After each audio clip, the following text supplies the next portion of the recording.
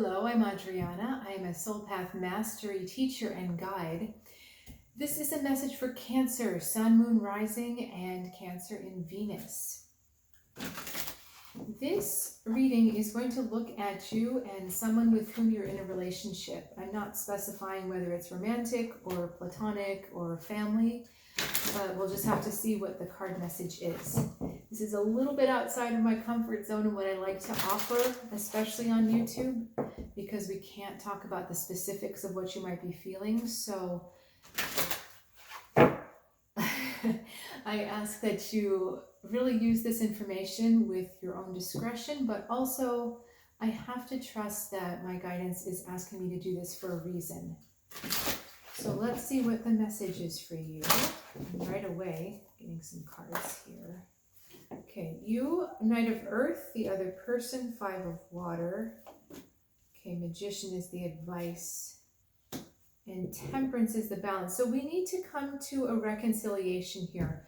I feel like this reading for you, Cancer, is all about resolving, like I said, reconciliation, meeting each other halfway, not being so stuck in your opposing sides that you refuse to find middle ground and you refuse to compromise. We're trying to, this is about trying to bring things back together. All right. So Knight of Earth is where you are. For some reason, Cancer, this is interesting because I don't often associate this energy with you, but there's a stubbornness about you. There's a rigidness about like, nope, this is what happened. This is what I saw. This is exactly what it was.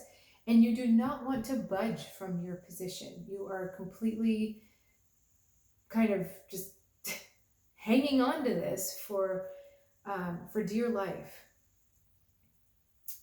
And part of the reason why you're not wanting to budge your position is because you're actually trying to keep yourself from feeling. You're trying to keep yourself protected from feeling stronger emotions. This is strange because this is usually the energy pattern that I see with Earth signs, Taurus, Capricorn, Virgo. But it's for some reason happening with you right now, Cancer, that you're being so rigid because you don't want to be more hurt.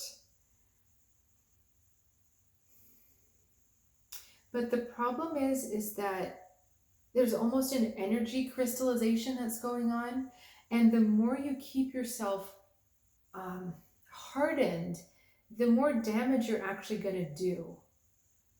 Okay, it's like you doing this is causing your own heart to freeze and your own heart to become more brittle. So in the end, even if you're right and this other person is wrong, it's going to be harder for you to open your heart again to someone else or to a different situation. So really you're doing yourself a disservice by trying to keep everything so locked down. Now the other person is feeling a lot more emotional. They're feeling more left behind or neglected. I think that they're definitely not receiving attention from you, but they're feeling more abandoned. You're kind of on this, I don't want to say it's not the warpath so much, but you just don't feel, you don't feel the same way that they do. That's really interesting. They definitely feel the loss of your presence. They definitely feel you pulling away.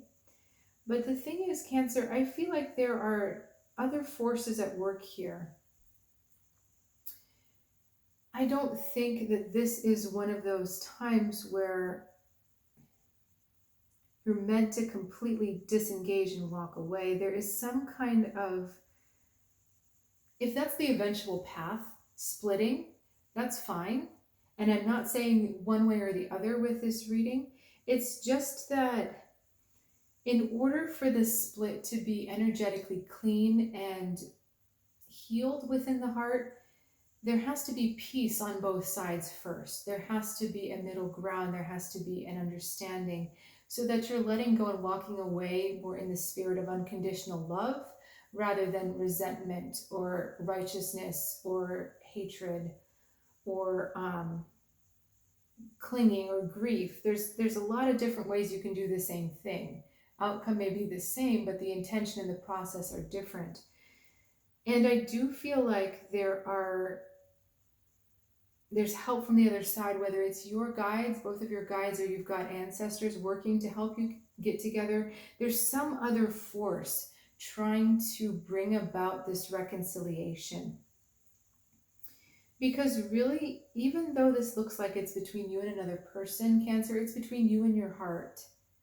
How easily does your heart get hurt? And are you willing to have that heart open, even though it can so easily get hurt? It's the curse of being sensitive, that you feel more deeply. And that means you feel the joys more deeply, but you feel the sorrows more deeply. Sensitivity is a really hard thing, right? It can be very painful to be very sensitive. But does that mean we close down? Does that mean that we continue to protect and overprotect and harden ourselves? Or does that mean that we learn how to be vulnerable with strength behind the vulnerability? Does that mean that we grow in compassion? Does that mean that we grow in empathy? Or do we continually take every emotional slight personally and close down? That's your real challenge here, is to understand that you have a chance to grow in empathy, you have a chance to grow in compassion. And it is hardest to do that when you feel like you've been wronged or you've been hurt. It is really hard to be compassionate for the person that hurt you. I get that. I totally understand that. But that's the true mark of empathy. That's the true mark of compassion. If you can be compassionate with someone who is not nice to you, who is not compassionate with you, that means that you've truly mastered your heart. That means that you're truly being your best self. Otherwise, it's just ego fights. So, and I know it's not an overnight process. I know it's not something you can be like, oh, yep, now I'm compassionate, right? This is a challenge, but your advice card here is the Magician, which is you have the power to do this. You absolutely have the superpower of empathy. You have the superpower of compassion, and you can be much more powerful than what you're doing. So, and who you're being.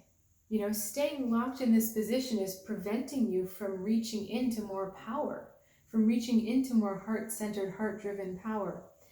And so, you know, if we were in a one-on-one reading situation like I do with my clients, I would say, you don't need to change anything on the outside. This isn't about reaching out to the person just yet. You need to change how you feel in here. Until you are willing to see the other person's point of view with an open heart, without judgment, without bias, do not get in touch. Work on yourself until you're at that point where you're willing to step forward with an open mind and an open heart, and then see if you can meet in the middle. See if you can get out of this rut that you're in. Okay, so that would be my advice. Again, take it or leave it. You have to use your own feeling of whether or not that resonates with you.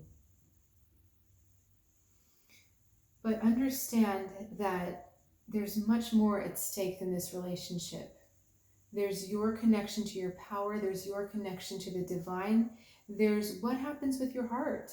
How much do you care about your heart? How much do you care about growing emotionally, getting stronger emotionally? How much do you care about healing? Not just with the other person, but within yourself.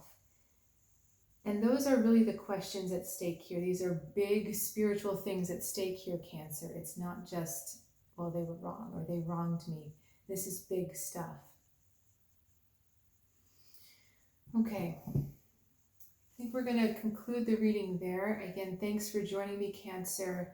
As I mentioned earlier, I'm a SoulPath Mastery Coach. And what that means is I help you align your mind, body, and soul together. And I do that through a lot of different ways. Every path is a little different, which is why this work is so wonderful and so cool, because it's not a one-size-fits-all. Each reading, each program is tailored precisely to you.